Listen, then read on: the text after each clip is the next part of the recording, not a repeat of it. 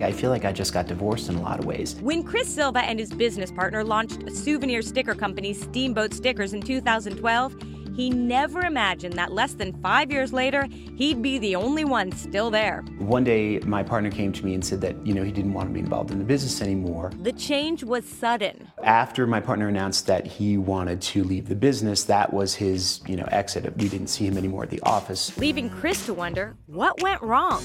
At the beginning, it seemed like they were a perfect match. Chris brought the design background, while his partner had the needed capital to start the business out of Steamboat Springs, Colorado. There was immediate success.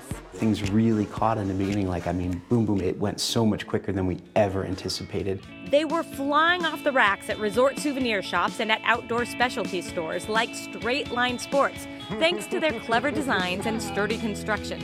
I like this one. Look at this with the moose. We had the first rack, and boy, we started selling them like crazy. Then he got us a bigger rack, and we sold them even better. And it seems that everybody needs a sticker. But the pressure cooker of growing a new business became a reason for each to really evaluate what they wanted out of the company. We were all right on the same page at the beginning, but I think what we didn't discuss was, how do we see the business serving our individual interests? And that's where I think we started to diverge a little bit, and where I was more long-term focused, I think he wasn't quite as long-term focused. Two owners with different views on the future. It's a situation that lawyer Nina Kaufman says is a lot more common than you'd expect. That's why she says partners should have those conversations right from the beginning. You want to begin with the end in mind. It's a vital part of being a business owner and understanding what your exit strategies may need to be, because there are things that come up in the course of a business partnership that you may not anticipate. If you're going into business with a partner, there are things you need to know to hopefully avoid a difficult and painful separation in the future. First, know each other's goals and values. What do you think about taking vacations? How quickly do emails need to be answered? What do you each want out of the business long term? Include your time horizon. For some partners, it may be, we want to start a business because this is what we want to do for the rest of our lives. But for example, for millennials who often don't see the rest of their lives in one place, they may want to build to sell in 5 years or 10 years. 2, understand your partner's communication style.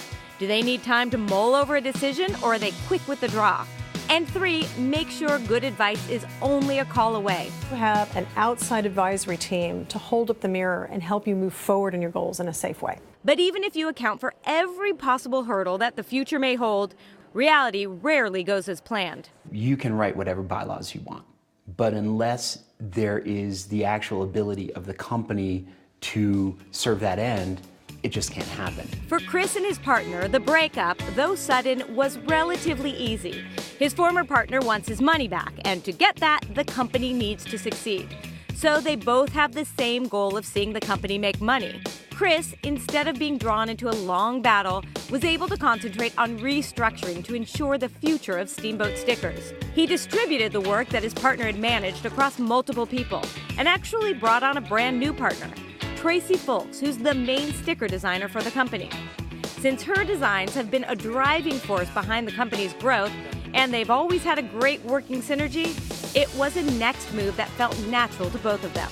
When the other partner decided this wasn't a good fit and he was ready to leave, it was a no-brainer for me. We both really share the same vision. It was just a perfect fit and a huge opportunity. But they don't want to leave any room for history to repeat itself. So this time, they're approaching it differently. Hindsight being what it is, I would have had many more of those conversations on the way in.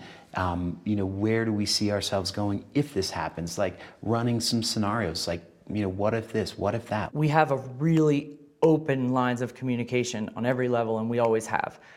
As we have moved forward, though, I was definitely more like, I want to protect us both and make sure that everything is just so neatly, legally tied up so that neither of us hit this point. And these may be the first of these conversations, but they certainly won't be the last. When you see how many loopholes there actually can be in a startup company, that you really don't know what could happen. It's something that we have talked at great lengths about, and we're going to talk more about. So now it's full steam ahead for these two partners who are unified in their mission to take over the souvenir world one sticker at a time. We own it. We've got behind something that is growing and succeeding. Chris's ability to hustle and get new clients and to, understand all the different markets, and my understanding of different markets, the possibilities are endless.